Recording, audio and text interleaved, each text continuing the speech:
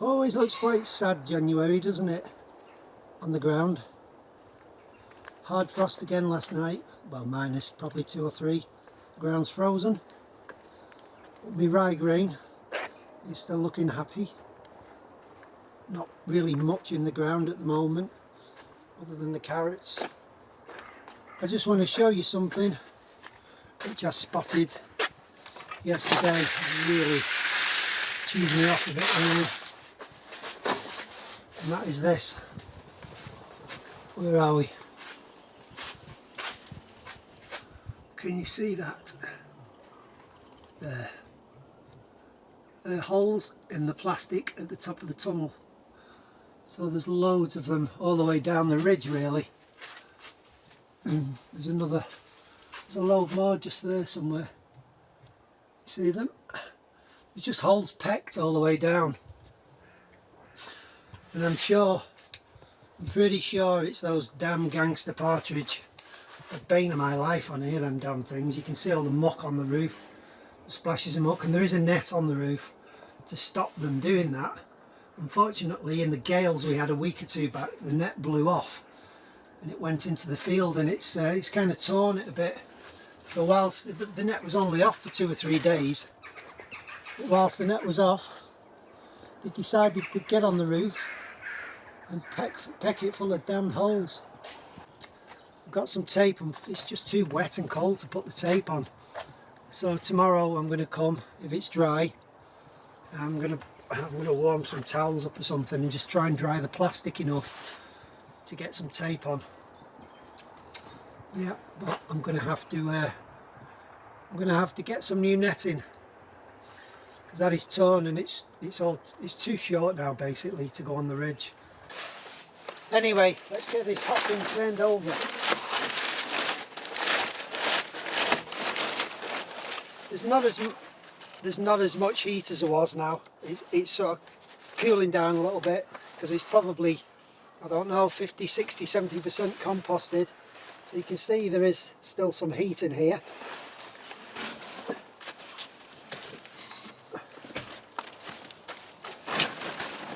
The reason there's not more heat will be purely because I sort of stopped feeding the bin, because I kind of always run out of the materials this time of year. The last thing I put in was this. I put some cardboard in, which is still heating up, and some pigeon manure. Well, the heap lower down is really wet, which does tend to happen in a hot bin. It tends to run wetter than a traditional bin. Because it's sealed in, the moisture, the heat can't escape the condensation, so it tends to stay in the compost more, but it also aids decomposition. This has been in about 8 weeks now, maybe 9 weeks. It would have been emptied before now, but the lack of material has just meant I couldn't keep filling it. It's about there, the compost level, somewhere there. And I'll take the front off and show you. What I'm going to do is tip it into this bin.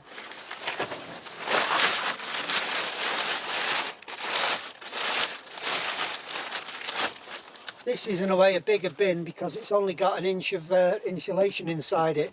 It doesn't really need the same amount because it's a finishing bin. It's going to finish the compost off. I always need compost. I actually need some compost now to finish about 3 or 4 beds off to give them a dressing. This isn't ready. This is always the problem. You've never got enough. But I have found a beautiful compost heap from off a horse farm. It's about 4 or 5 years old. It is just beautiful and jet black, and my friend who owns the farm said I can take what I want, so I'm going for a big trailer full in the next week. When the field dries up a little bit, then I'll have enough then to dress my beds, so I'll be good for this year.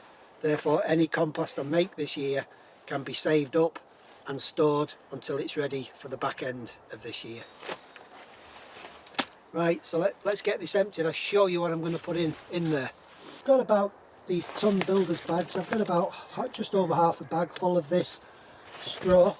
This is mostly straw and hay, and it's come from a stable. Obviously there's bits of horse muck in it, not too much. It's mostly straw and hay, and although this is damp because it's been bedding, it'll be soaked with urine, So it's got the potential to be a really good bacterial kickstarter for the bin when I mix it in. And because it's drier than the available compost that's in the bin, this is going to soak up some moisture and hopefully compost down a little bit. I'm not really too bothered if this doesn't completely compost down, because this can go on the ground as it is as a mulch. I'm not bothered. I've also got some, it's a peas here. These are some of my stored peas which have now all been podded and shelled. I've got some pigeon manure in this bag, which is really good for getting the compost heap going, loaded with nitrogen. I've also got some chicken manure here for my daughters. So that'll be shavings, hay, bits of paper and chicken manure. There's 3 bags of that. So that's what I'm going to put in the bin. That's the current state of compost. You can see, as I say, it's slightly wet and tacky, but we've pretty much got compost now in there. And as I turn it, it will reactivate it to a degree, but I don't think it'll get back up to 70 degrees like it normally does. But it will, the heat will probably get to 50 or 60, and then that will be finishing composting in about 3 or 4 weeks. This will be ready to use. So again, on that sort of 12-13 week cycle of compost making. The thing that really helps if you build these bins is to have the front removable. So the front of this one is just held on with 4 screws, 2 at the top, 2 at the bottom, so I can remove the front.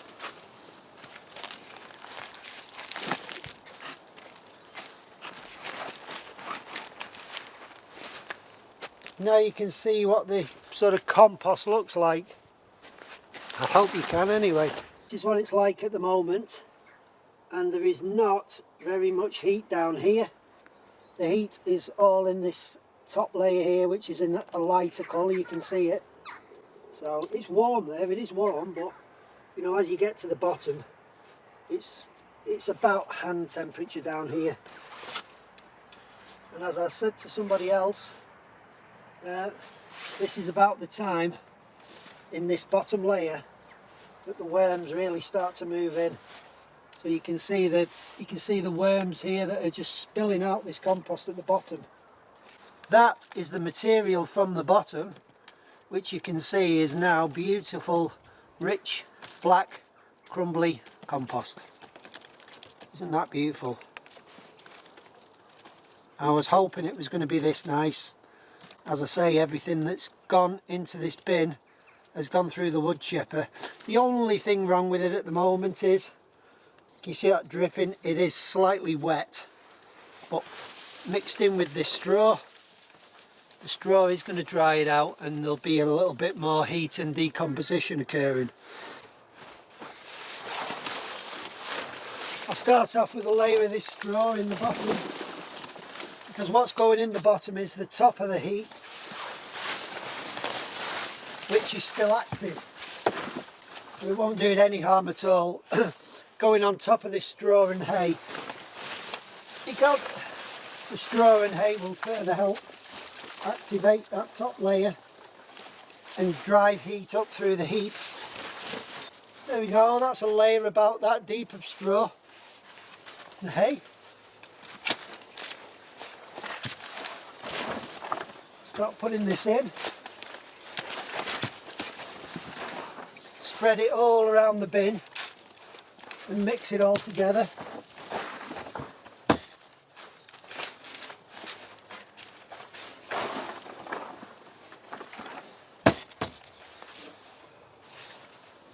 Kind of take it off and turn it in layers as you loaded it.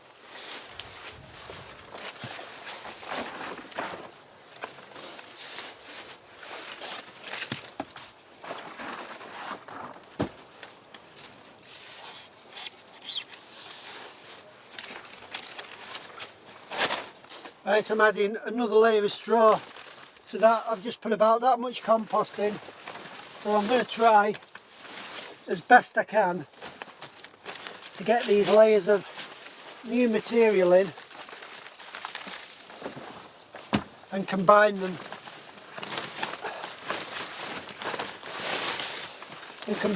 with the actual hot bin material. as I say, to dry them out, and also to further drive up the composting process.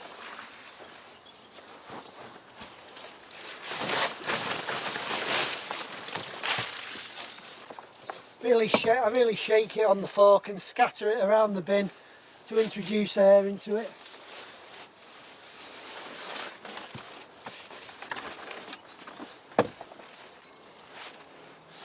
I did say to somebody that where you find the worms is in the corners here. So in the corners where the heap is cooler, you'll get the worms really moving into these corners like this. The corners are also sort of full of wood lice and other little creatures. So the worms and the other creatures are really enjoying this heat at this time of year, so they're just carrying on multiplying, eating, breeding, feeding. It's a cold day today. It's about 3 degrees centigrade. Well, that's why the bin looks so steamy, but it's just because it's so cold. It's not actually as hot as it was. I'm going to put a little bit of pigeon manure now in this layer, some nitrogen, which will also help drive the heat up again a little bit.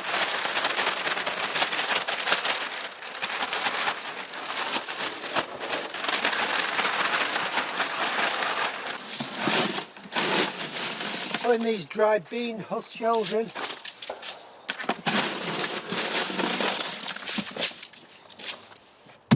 Plus they will further break down. Give out some more straw as well. Because the further I go down here now, the wetter these layers are going to be.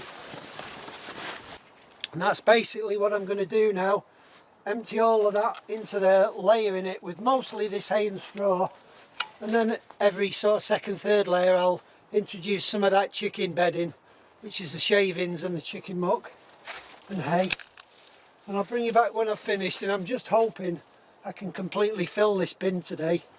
And there it was, done, emptied. The other question people ask me a lot is, what do I put in the bottom of my hot bins? Do I insulate them? Well, I don't.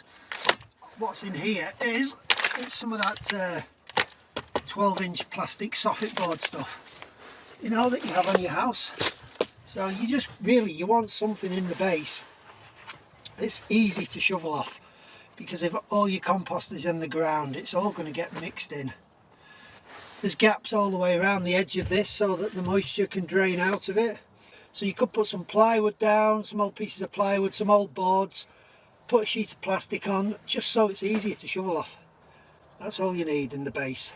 Didn't quite manage to fill the bin. I'm about 12 inches off target. Not to worry, this is, as I say, this is a much bigger bin. This has only got 1 inch of insulation, whereas that one has actually got 3 inches. So if this bin had been the same size as that, it would have been full. Now just get the lid back on this now. Just put 1 inch polystyrene lid back on, and I'll bring you back in a day or two and I'll show you what's happened. So yeah, you can see the height there. It will sink again, this.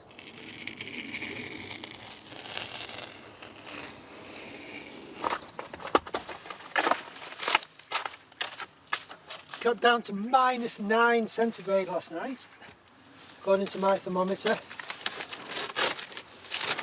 Everything is frozen rigid. But I'm not expecting much activity in the hot bin. We'll have a look.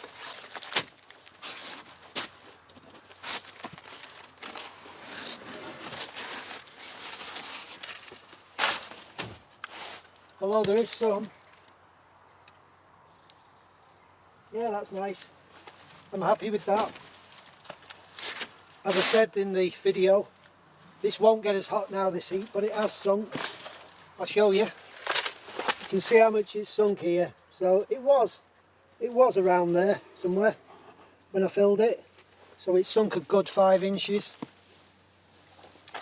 And this grass now is heating up and starting to break down. So yes, I'm really happy with that, guys. there's some nice heat within the heap. There's a fungal layer there on the straw and the hay. So like I say, the fungus and bacteria are starting to move into this. We'll be doing the same in all those other layers that I put in, but let's just keep the heat in here, keep them bacteria and fungus happy. Wait a couple of weeks and we can use it. Well, that's the hot bins put to bed. The sun is just setting, and even though it's January, there's still loads to do. So in my next video, I'll be showing you what I need to get done in the next 4 weeks. Might also take you along to that massive 60-ton pile of gold that I was telling you about. Okay guys, thanks for watching. Catch you later, bye for now.